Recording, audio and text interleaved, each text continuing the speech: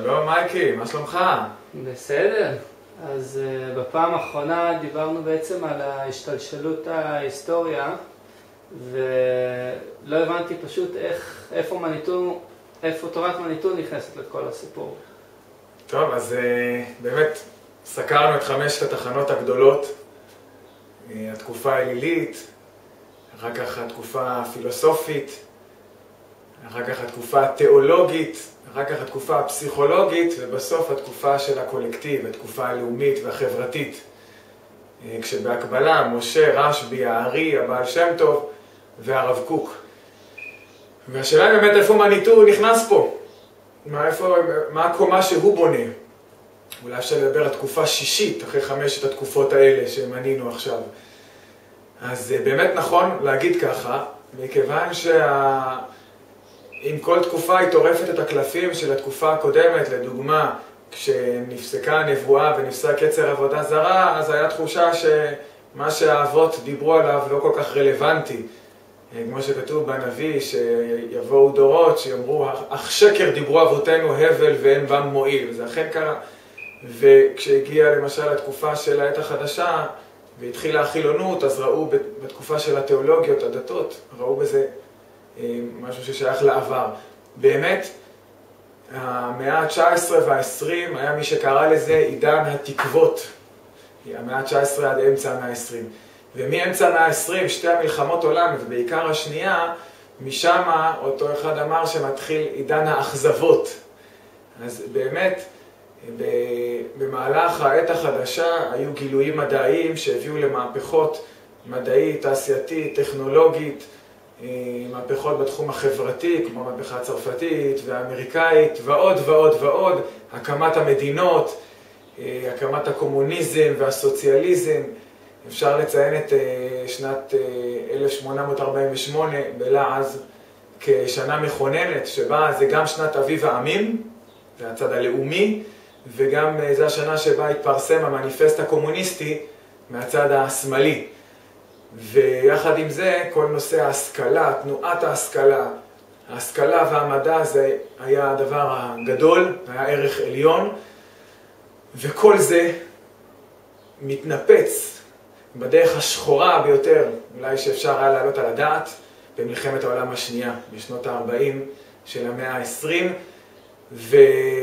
והירושימה, אושוויץ, השואה בכלל, 80 מיליון הרוגים בשתי מלחמות עולם, בעצם זה טרף את כל הקלפים, והנקודה היא שהמפלגה שעשתה את מלחמת העולם השנייה, אותה תנועה נציונל סוציאליסטית, התנועה הנאצית, שמשתמשת בגילויי המדע החדישים ביותר, שבאה בשם ההשכלה והנאורות, היא זו שגרמה לכל הקטסטרופה.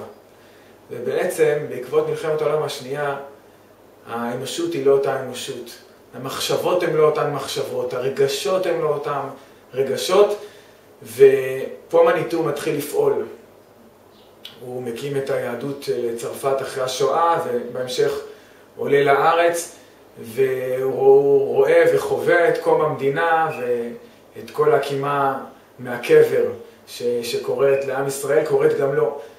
ומניטו מבין שתם העידן הקודם גם, ועכשיו צריך לדבר בשפה חדשה.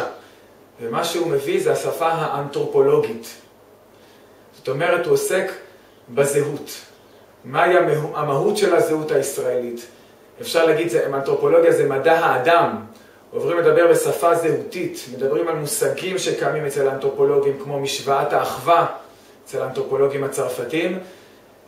ובאמת מניטו למד גם אנתרופולוגיה בצרפת אצל קלוד לוי שטראוס, ובזה הוא עוסק, בזהות. אפשר להגיד במילים אחרות גם אולי השאלה היא לא, כרב שמלמד אמונה, השאלה היא לא מיהו האלוהים, אלא מיהו האדם, מהי הזהות.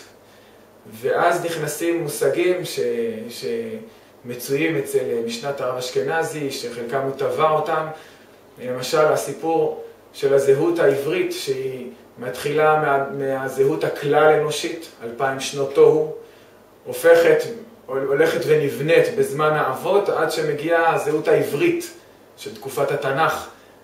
בעקבות המעבר מימי התנ"ך לימי בית שני, הזהות הזאת נגנזה, מצטמצמת והופכת להיות הזהות היהודית של בית שני והגלות האחרונה, שהאדם היהודי מצטמצם לתוך ד' אמות של ההלכה, והבית שני נחרב, ונשאר איזשהו זכר בדמות הקהילה, ועד לזהות הישראלית צברית, בקימה לתחייה שלנו השלישית.